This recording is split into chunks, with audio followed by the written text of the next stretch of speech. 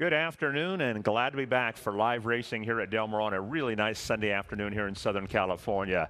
I am Kurt Hoover along with Tom Quigley. We had yesterday off here in Southern California. We're back in action today. And as far as the weather, Tom, I've been down here the whole weekend. It rained some yesterday. It's very early this morning. It rained about 10 o'clock. It rained a little bit. Nothing really significant.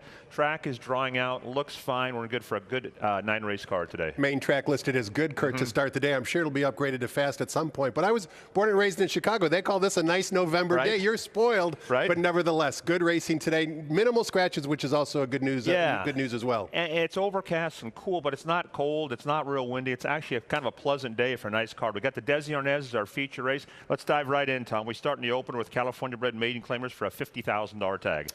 Tough race here, Kurt. There is one scratch. Scratch the sixth. Irish Element leaves us with a field of 6, couple of first-time starters. I'm going to go with one of the runners that has the most experience, and specifically that would be number 2, Charms Away, the 8-5 morning line favorite. I don't love the price, but I do like the fact that I think he runs well fresh. You can see that 2 times in his past performances. His debut was his best race, where he just missed by a half length, earning a Buyer speed figure of 70. And then he came back off the layoff in May of 2025 and finished a real good third after breaking from the rail. I think he's going to fire fresh. Trey Luis Mendez does very well off the layoff. Also, this horse is protected coming off that layoff since we haven't seen him since March. He's not in for the $50,000 tag. I like that. I don't like the price, but I do like him on top. I'll give you a little bit of a price if you don't want to play the chalk here, Kurt, and that would be number 5, Quality Gold. I went back and watched the replay. That last effort was at 5.5 furlongs. On the gallop out, he actually passed the field, entering the clubhouse turn. He took blinkers off in his second career start last time out. Tyler Bays decides him to ride him back. Hats off to Tyler Bays, who's winning races, as well as his new agent, Riley Shapiro. They're doing a good job together. They're very aggressive. They're very hungry. I'll make the lid lifter, Kurt, 2-5 in that order. Yeah, I'm not real crazy either, Tom. I thought Charms Away was the horse to beat. Has races would put him in the winner's circle. I think this is a real soft field. I thought the 4-go trigger cut could improve. Showed some speed for Bill McLean first time out. Not a bad try. 2-4 for me in race number 1. On to the second 7-go here. How'd you see this one? A lot of question marks in this race as well, Kurt, but I'm going to take a little bit of a look at a price at 5-1 on the morning line. Number 6, Marco's Performance. It's not with any strong conviction, but there are some things to like about this son of Citron. First of all, he's 1 for 1 over the Del Mar main track, which is where we're running today, of course. Also, you look at his company lines the last 2 times out. Opus Uno, AP again, Jalisco. All of these runners that he's faced in the past would basically be odds on in this field. So I'll put him on top, again, because of the company he's been keeping. I do respect the likely post-time favorite, number 7, Stanford Dropout. However, he does have some weird front action. If you were to watch his replay, he also was a void claim last time out. That's the bad news. The good news is it's hard to get off the void claim list, but Brian Corner almost immediately was able to get this horse back on the work tab. 4 workouts since that void claim at Los Alamitos in late September.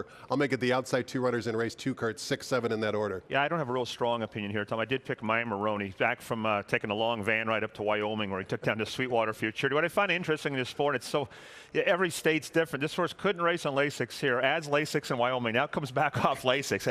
Rules just make no sense all around the country, right? 0 sense. But I like Maya Maroney back with Mendez, and I think should make the lead here. And I'm with you on Marco's Performance. Drop in class, good outside post, 2-6 for me in race number 2. On to the third, going a mile, California bred, scratch to 3, Passion Doro. 2 sons of Clubhouse Ride are who I'm going to pick on top here, Kurt, and they're drawn right next to each other. 5 and 6 in that particular order. Again, not a lot of imagination here. But number 5, John Metcalf. It's interesting to look at the past performances for him. He was laid up from July until October. And when he came back in October, they stretched him out around 2 turns on the turf course. Not only did he improve significantly, look at the betting action he took. It was a field of 11, and they bet him down to 5-1. And that runner who won the race, you'll remember, Kurt, a son of Not This Time, a rare Calbred, who's sired by the Red Hot sire Not This Time, Unrivaled Time, trained by Leonard Powell, was very dominating in victory. No disgrace finishing second to that horse. The question is, can he convert that turf form over to the main track? I think he can, and I think he's going to get bet again today, particularly with Juan Hernandez in the saddle. Also number 6, Book Clubhouse, another runner going, another son, I should say, of Clubhouse Ride going turf to dirt. Trainer Sean McCarthy very quietly does a very good job. Grand Slam Smile, you'll remember last weekend won the feature going turf to dirt. I think Sean might be able to do the same thing here, with number 6, Book Club. clubhouse. I like 5 and 6 in that order in the third race, Kurt. Yeah, another race I don't have a real strong opinion. I thought Scatalotta Ding Dong could improve. It's a typical Leonard Powell type runner, just an even effort first time out. She did take action too, or he did take action. Was bet down to 6-1. Second and third place finishers both came back to win. I just thought he might improve. It is asking a lot going 2 turns off 1 sprint. And I'm with you on John Metcalf. He ran well. He's got route experience, good barn, top rider. 7-5 in race number 3. Rocky Calavito, ring a name at all? Ring a bell at all? Rocky Played for the Calavito. Dodgers for a brief period of time. One of the all-time Cleveland Indian greats. You've got a great baseball mind. You really do. That's why I wanted to bring up that question. But Nick Alexander does such a great job naming all of his runners with people who have historical significance. Exactly.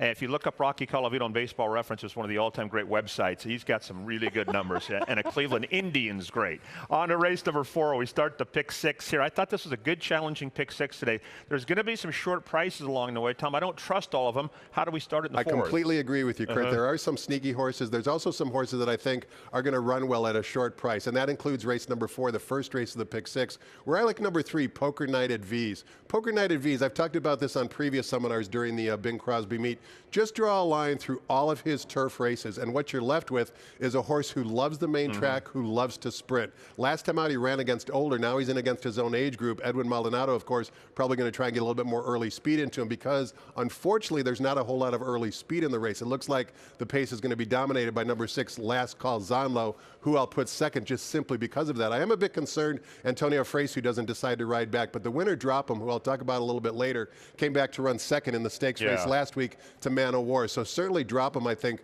there's no Drop Hims in this particular field, let's put it that way. So a bit of a chalky start for me in the pick 6. I'll make it 3-6 in that order. I thought Poker Night at V's was the horse to beat. Steve Natbarn, to me, very good on the drop, and this drop makes sense. What you claimed him for back on the dirt, so he's the horse to beat for me.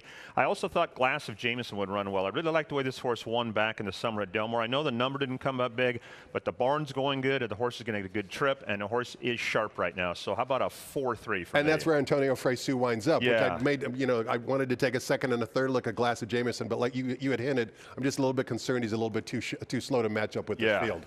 5th race, leg 2 of the pick 6. We got a scratch in here. Baffert scratched the 3, Mau also scratched the 8, Lady Aberdeen, and a rider change. Juan Hernandez ends up on the 4 brilliantly. How'd you see race number 5? Well, you and I are both hoping that Bob Hess has a big day today. We'll get to that in the nightcap in race number 9. But I really do like, this is one of my price plays on today's card, Bob Hess's runner in race 5, and that would be number 2, Chai, who's taking the blinkers off. And that's the key to this wager. 20-1 on the morning line, Kurt, is way too big of a price because here's the statistic, courtesy of DRF Formulator, for the Bob Hess bar in the last 5 years with experienced runners taking blinkers off for the very first time. He's done it 20 times over the last 5 years. He's won with 6 of them. That's 30%. He's finished in the money with 12 of them. That's 60%. So this is a go-to move. This is just the second start in the Bob Hess barn. Last time out came down the Hillside Turf Course and certainly didn't disgrace herself. You remember the winner came back for Doug O'Neill and won last weekend here at Del Mar as well. So I think that was a good race, a drop down in class, an inside draw, going to be overlooked by the betting public.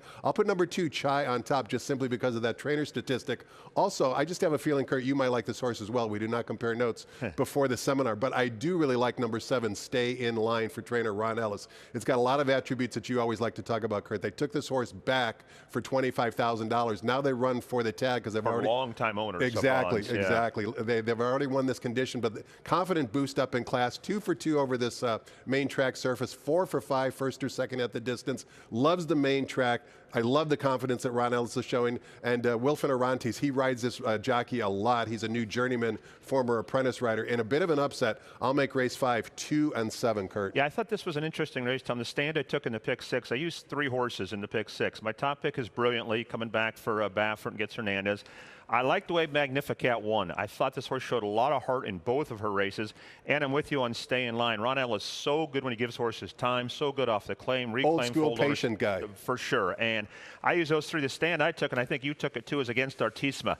I just don't know if she's getting better. I mean, I know the numbers are good, Tom, but she's given up ground in the stretch. I just don't know if she's improving, so I did take a stand in a way for pick 6 purposes by leaving her off. I've played Artisma in the past, particularly off that effort in the test at Saratoga, where I thought maybe she had a hint of ability since trainer Richie Baltas was willing to ship her all the way back east against those Tigresses, but she's never really lived up to expectations at this point. Also, 6 career starts, 4 second-place finishes. 6th race tips off the late pick 4, Calbred Maidens, 5.5 furlongs.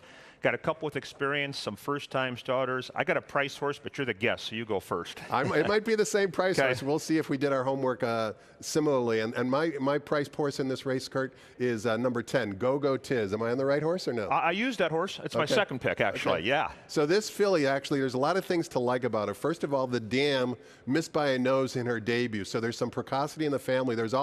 She's also thrown one foal, trained by the trainer of Go-Go Tiz, Isidra Tamayo. She also won on her debut as well. So 16-1 at Fresno. Exactly. At the big Fresno exactly fair. right. And Isidra Tamayo, if you look it up statistically, does well with debut maiden claimers. He gets the hot riding Mirko Demuro. What about Mirko? Wow. Off to a fantastic start. 7 for 19, at least up until Friday, with his mounts. 56% in the winner's circle. Just to digress for a moment, Kurt, it took him a while to understand California racing, in my opinion. It's a much different type of game. I agree. We run fast early, we run fast late. I hate to say it, in the summer, I steered away from him. Me too. I just really did. Now he's riding very well. And confidently as well, which shows. And the barns are starting to give him a lot of live mounts. I like Go-Go Tiz on top. I also like number 5, Caught a Ride for trainer Craig Lewis. Just blinkers on, dropping class, and Antonio Fresi decides to ride back off that dismal effort in the debut, going turf to dirt. I'll make it 10-5, again, in a little bit of a grab bag in race number 6. I see me. I got 5-10. Yes, there we go. The old 5-10 at Caliente. So I got the same too, Tom. I really like Caught a Ride. Watching the replay, I watched it a couple of times. She didn't break. She was a little slow out of the gate. I thought she was real green early on. Then she picked it up. Fresi let her run down the lane, and I thought she galloped out really nice. What I really like is the work pattern afterwards. 3 straight gate works, meaning Craig Lewis wants this filly to break today. Blinkers go on. Craig doesn't do a lot of that with the blinker changes. The third place finisher came back to win. I like Caught a Ride at a price. Everything you said about the 10, I agree with. Tamayo popped with a first-timer in the summer meet that had a similar pattern and won for fun. So I'm 5-10 in what I thought was a challenging race. 7th race starts the final pick 3, the $3 pick 3. Scratch the 5, Silver I Am. How do you see this one? Berlin Wall, number 7, and race number 7 is going to be my top selection, Kurt. A good, slow, improving Beyer speed figure pattern. Again, I'm not a disciple of the Beyer speed figure pattern, Beyer speed figure numbers, but I use them as a gauge, and you can see just quite simply that this horse, or this son, I should say, of Practical Joke, is slowly improving. It's his 3rd race off of February 2025 layoff, drawn well outside. Tiago Pereira rides. Basically, it's a go-to guy for Steve Knapp. I'll put Berlin Wall on top. Also, number 2, Piper's Causeway. Similar to the comment I made on one of the earlier races today, just draw a line through all the turf races for Piper's Causeway. I actually had this horse last time at Santa Anita, Kurt, 14-1. The key to the wager was Hector Barrios got in the saddle, and you can see right to the winner's circle for Jesus Uranga. Now Hector decides to ride back. Now drawn back down inside, back in for the $20,000 tag, which he was last time, but 5-1 on the morning line, a little bit too big of a price for me to pass up. 7-2 for me in race 7. Same top horse for me. I thought Berlin Wall ran very, very well last time. Love where he's drawn outside. Pereira rides back for Steve Knapp, so I put him on top. Mr. Disrespectful, a horse I've always liked. He tries really hard. It's interesting to me. I don't know what went into it, Tom. As you know, there's a lot of things that go into stuff. But Martin Valenzuela, I thought, did a really nice job with this horse. Super job.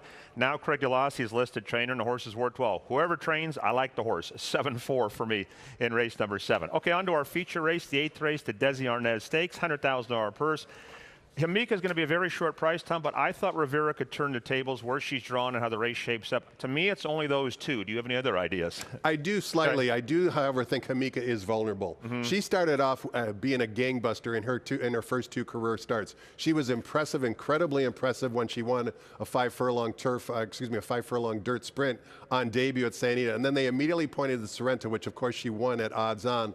But then, in my opinion, kind of the wheels fell off a little bit. She was in over her head in the Del Mar debutante. She didn't pick up her feet in the Oak Leaf. And then last time out, she beat basically a field that wasn't much. But however, Rivera was in the race, and that's going to be my top selection simply because of the change in post positions. Last time out, Rivera was down inside of Hamika. Now Rivera is drawn outside of Hamika. I'm not convinced Hamika wants to get 7 furlongs. I do think Rivera can. John Sadler's had a fantastic Del Mar Bing Crosby meet. I'll put Rivera on top. You asked if I had an interesting horse. I think number 2, Bourbon and Ginger, could be a little bit of an upsetter from an exacta standpoint. Here's why. She won on debut. Then the next time, Richard Mandel, a very conservative trainer, immediately put her in the Del Mar debutante. She didn't do anything at all. The next time out, he puts her on the turf course at Santa Anita against the boys, and she ran okay. Not great, but she ran against the boys. So all along, I think Richard has been telling us, if you read between the lines, that he thinks Bourbon and Ginger has ability. If she does, I think she's going to show it today simply because of the weakness of the field in the Desi Arnaz Stakes today. I'll try and upset Hamika, Kurt, with number 4. 4, Rivera, and complete the exacta with number 2, Bourbon and Ginger. Now we get to the important race on the card. I'm just joking. The 9th and final race, for those who don't know, I own a piece of number 4, Big Wanita, who we claimed 2 starts back here at Del Mar for $10,000. We ran him at Los Alamitos because we thought it was a good spot. That's a race where Money Run just freaked, made the lead and just ran off. We weren't going to beat him under any conditions.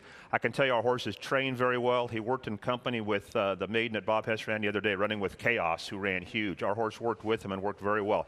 Tom, to me, we're going to get pace. I like our chances. Joint Venture to me is the horse to beat. I think he's going well, but I'm all in on Big Juanito, so can you get me home, or are you going to pick against me today? I'm on Team Hoover. When we look at the graphic when the seminar is completed, you'll see I only have one selection in race number 9, and sentimentally, of course, it's for Big Juanito. And just to let the racing fans watching and listening know, you've always been high in the claim for Big Juanito. And reading between the lines without having talked to you at all, you tried that one race at Los Alamitos, which came up super tough. Super tough. But then you guys decided to wait, probably rightfully so. Let's wait till we get back down to Del Mar. We know that Big Juanito likes this main track. Now you can protect the horse because this is a starter allowance race. He fits perfectly. You like the claim. You still like the claim. Billy Anton Georgie, a hungry rider, 4-1 on the morning line. Let's go Team Hoover. Let's go. And the back race, Tom, this race was supposed to be run yesterday, and it was a turf race. We drew 12 and 10 in the turf race. It's now on the dirt. So a lot of things went into this race. In your favor. In our favor. And I thought Billy Anton Georgie rode the horse perfect at Los Angeles. In fact, I told him afterwards, thanks for getting us 4th money, because he was running into traffic and he got around horses. And as you know, Tom, when you own horses, 4th is a hell of a lot better than 6th or 7th because it pays for a month of training. So anyway, we'll hope for the best with Big Juanito in today's 9th and final. Tom, thank you for your time. Enjoyed it very much. Thank you, Kurt. And the sun's starting to come out, warming up a little bit here at Del Mar. Good luck on today's card. Thanks for watching. I'll join you in the paddock in about 20 minutes.